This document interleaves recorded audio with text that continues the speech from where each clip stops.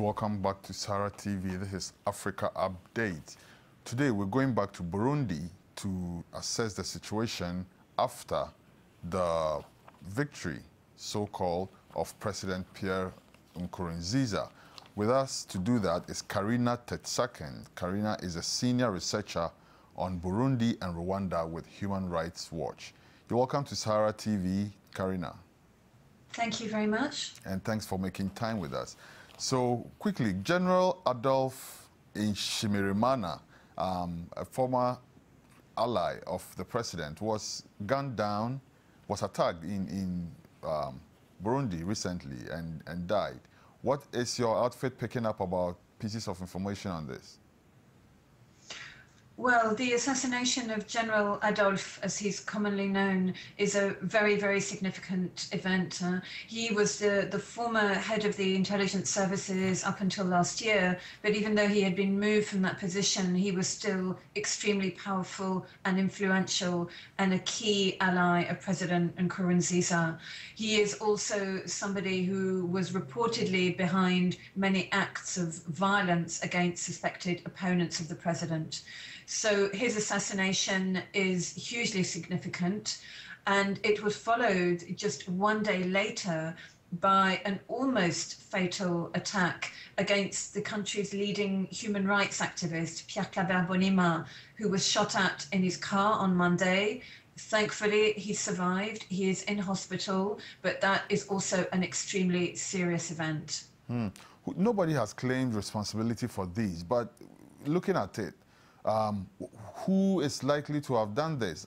If it's an ally of the president, then you would assume that whoever did this would be opponents of the president, wouldn't it?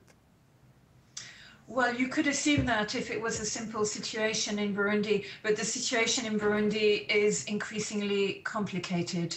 It's true nobody's claimed responsibility for the assassination of the intelligence chief. There are many different rumors and theories circulating. Some people say, indeed, it must have been his opponents. Other people said it could have been an internal job to get rid of this man who was proving too troublesome and difficult to control. There are many other rumors as well circulating. I won't list them all now because actually we've been unable to verify any of them. Our concern, though, is that the murder of such a high-profile person, whatever you may think of him, is likely to trigger further violence and possibly revenge attacks unless the government takes immediate preventive measures. So Nkurunziza himself, amidst international protests, has gone ahead with the elections and has now reinstalled himself in office. In the process of doing that, a number of human rights abuses were recorded. How much more is the world waiting to see to react to Pierre Nkurunziza, you think?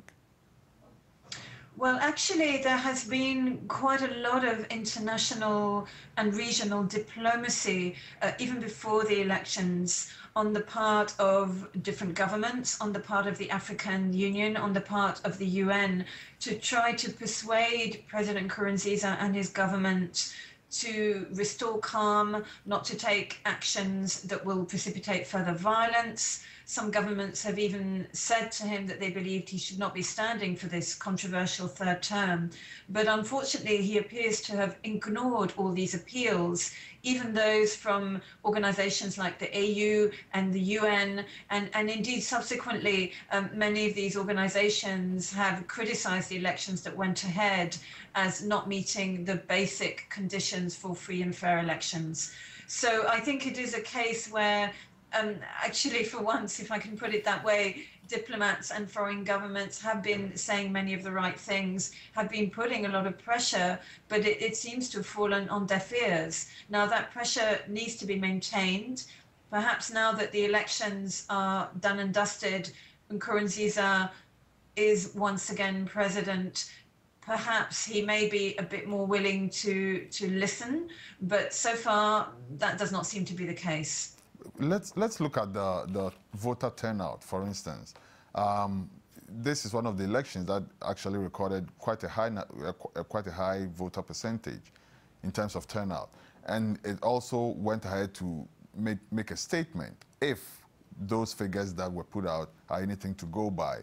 Would you say that Nkurunziza has a certain constituency? He may have a constituency, but these elections are not the way to measure the extent of support for him in the country. The figures on voter turnout, I think, have to be questioned. According to the information that we received, turnout was pretty low in many places. Let's not forget that many Burundians have actually fled the country since even the months of March and April. There are now more than 150,000 Burundians who fled to neighboring countries to avoid the violence. Also, there is the fact that most of the opposition parties boycotted these elections, so their supporters, maybe not all of them, but many of them also boycotted. So I think the figures, to some extent, are meaningless. Now, having said that, Nkurunziza may still enjoy support in some parts of the country amongst certain people, but what is clear is that that support has waned since this political crisis began. Finally, Carina, I know you are running short of time. But before you go, we're also receiving a lot of reports about refugees fleeing Burundi into neighboring countries, especially Rwanda. This definitely poses another human crisis. What are your thoughts on that? Yes, it's very true what you say. Many have fled to Rwanda, others to Tanzania, and some to Congo. And this is a serious problem because for the moment, these people do not feel safe going back to Burundi. So there are obviously humanitarian concerns about some of the people in these camps. There are also concerns about rumors that some of these people may be joining a kind of armed opposition movement in exile. We don't yet have confirmation of the details of that, but there are reports indicating that something like that may be in preparation. The consequence of that is that inside Burundi, many people who are trying to leave the country now, genuinely afraid for their security, have been stopped because the authorities suspect they're going to join this so-called rebellion. So there have been many arbitrary arrests. People have been beaten up and tortured on false accusations that they were going to join these rebels, so-called across the border. We thank you so much for your time. Carina Tertsakian, Senior Researcher on Burundi and Rwanda with Human Rights Watch. Thank you so much. Thank you very much. Africa Updates. This is SaharaTV. Stay tuned. We have more coming.